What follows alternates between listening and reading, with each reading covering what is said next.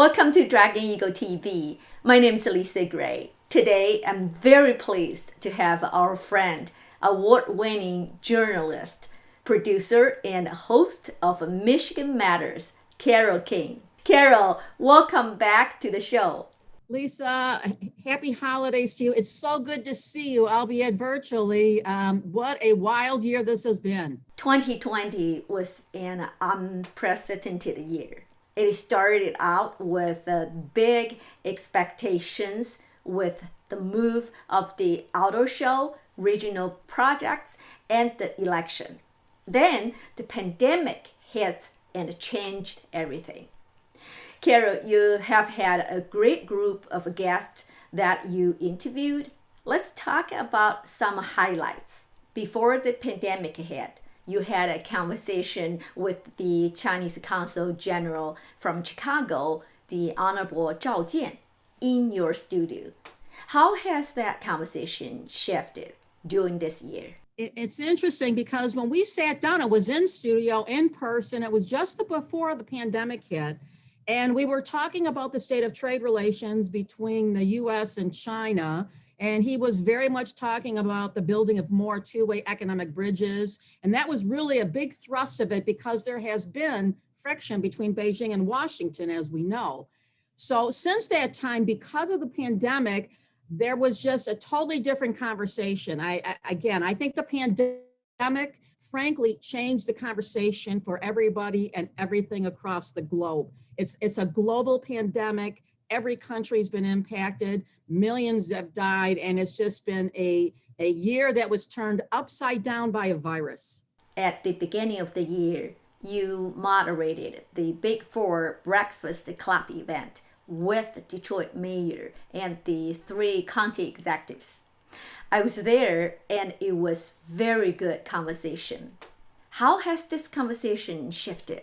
So earlier this year, we had the Detroit Free Press's Breakfast Club, which I moderate, and we had the 4 regional leaders that basically run Metro Detroit. Detroit Mayor Mike Duggan, Oakland County Executive Dave Coulter, Macomb County Executive Mark Hackle, and Wayne County Executive Warren Evans. And at that time, again, I think the date was January 20th of earlier, it was all about regional transit, trying to do more, maybe putting forth some legislation between voters. And there was no conversation even about the pandemic yet in all of this. So the focus was on that. So I had a chance just a week or so ago to sit down with, not sit with them again, it's all being done virtually now. And basically, the conversation about regional transit has been stuck in glue since January. Not much has happened, but what all 4 of them told me, the same thing, they had to quickly regroup, reboot, and change what they were doing to deal with this pandemic, because everyone knows when it hit the US, it hit Detroit and the region here with a vengeance. People were dying and it just was so contagious. So everybody from the governor to the mayor to the county executives did a flip-flop and had to start focusing on it. You have had several chances to talk with Governor Whitmer before and during the pandemic. What are her thoughts? How does she feel about the new year? Well, Lisa, our first conversation this year was about what was going on in the state, and that was our roads and bridges are in total disarray. And she ran on the slogan of fixing the damn roads. That's what she was talking about.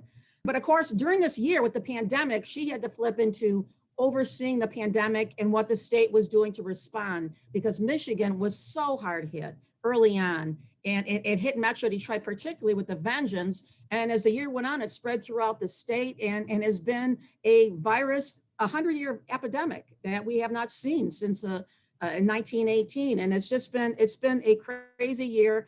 I had a conversation with her just a week or so ago about it all. And she talked about the tough decisions that she had to make. A lot of people were very unhappy with her. A lot of businesses, we know businesses went out of business, restaurants had various closures, and it's going to have a long-term damage to a lot of businesses. But ultimately, she stuck to her guns and saying it would save lives, which I don't think there's any disagreement that doing so did save lives, though, again, there was economic and will continue to be so. The North American International Auto Show is a big event for Michigan. You have interviewed Rod Albert a few times. How has that conversation shifted? The North American International Auto Show, which is the biggest event in Michigan, takes place typically in January. But because of changing situations, they decided to move it to the spring. Well, with the middle of the pandemic, they couldn't hold it then. So they pushed it off to next year. They're going to be doing it this fall this time. I think there's going to be a lot of excitement, a lot of interest in what they're going to do because, Lisa, you've been down there with me to the show. During the middle of the winter, it was hard to get outside and do anything, but having the North American International Auto Show in the fall when the weather is beautiful, you can get outdoors, they're going to make it a very different experience, much more interactive and bringing people down. It's going to be history in the making as we watch this go. The pandemic has affected everyone and everything this year. Carol, you have had many discussions on this subject. Who were some of your most memorable guests and discussions? Well, I think you have to start at the top of the two newsmakers in this country and probably around the globe, and that is current President Donald Trump and President-elect Joe Biden. Michigan was ground zero for this presidential contest. They were here a lot. I got a chance to talk to both of them exclusively and talk about the pandemic and more. So let's go back to Donald was at a Ford plant with Bill Ford, who's the executive chairman of Ford. They were making face shields and other PPE for the pandemic. And he talked about having materials and enough for our country and sending some to others. But again, this is back in the May time period when things were a little bit different. Flash forward, I had a chance to sit down with Joe Biden, our new president, coming in just a few weeks, and he was talking about the pandemic. And he's going to be very forceful in dealing with this pandemic, has a plan that he wants to put in place to help, slow the spread, lower the curve of cases, not just in Michigan, but around this country and the globe. So we're going to see two very different people and how they approach this pandemic. That would be at the top of the list.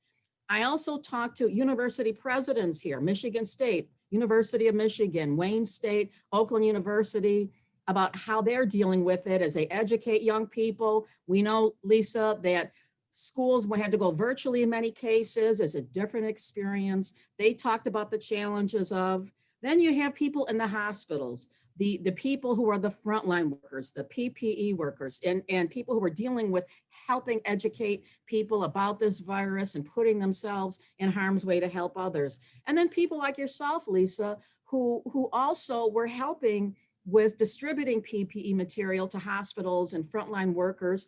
And amid all the heartbreak and sorrow that went on over this past year, we saw so many beacons of light and people who stepped up to help others, to put themselves in harm's way in many cases to do so. And it was a heart-wrenching year, but uplifting when we saw the heroes and champions who stood up. Let's talk about Ford and GM. You had the opportunity to talk with the leaders of both companies. How did they shift the direction during the pandemic? Well, they back when this was first starting up in March, and it was obvious that this was a virus spiraling out of control. We did not have enough materials in the country here needed for our workers and to deal with it, the ventilators, the masks, everything like that. So there was a quick about-face turnaround to start making some of these materials.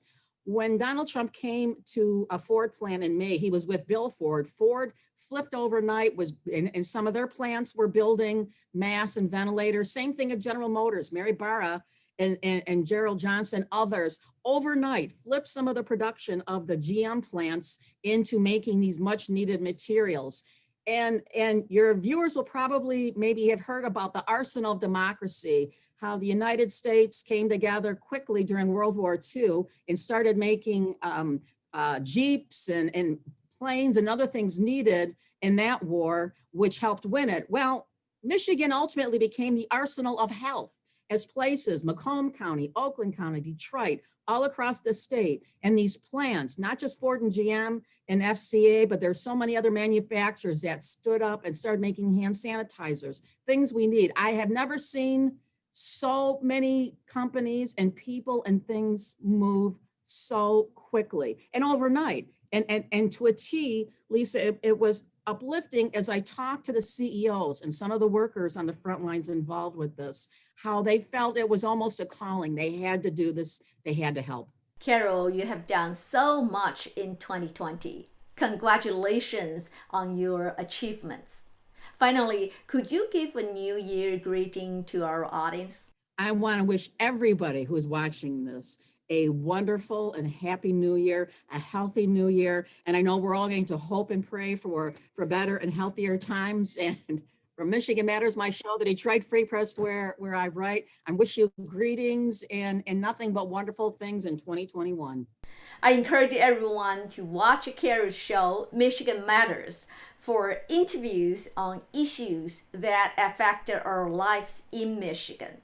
So Lisa, I want to thank you and Dragon Eagle TV for all the work you're doing in helping to put a spotlight on important issues and uplifting issues and things that matter so much to all of us. And I want to wish everyone a very happy new year and a healthy 2021. Thank you very much, Carol, for your kind words. On behalf of Dragon Eagle TV, I would like to wish everyone a happy new year and a wonderful 2021. Thank you for watching.